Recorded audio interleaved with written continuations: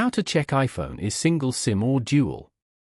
To get started, first of all go ahead and open up the Settings application on your phone. Once you're here, go to Mobile Service as shown. From here, you can find out how much data you're using, set data restrictions, and manage network provider settings such as eSIM and Wi-Fi calling. Scroll down and go over here to Network Selection as shown. As you can see, you are currently only using one network or SIM. If you want to add another SIM, then scroll further down and tap on Add eSIM. You can set up eSIM from here. You can transfer a phone number from a nearby iPhone, or scan a QR code provided by your carrier. For example, tap on Transfer from nearby iPhone. To transfer a phone number from another iPhone, make sure your other iPhone is nearby, unlocked and has Bluetooth on.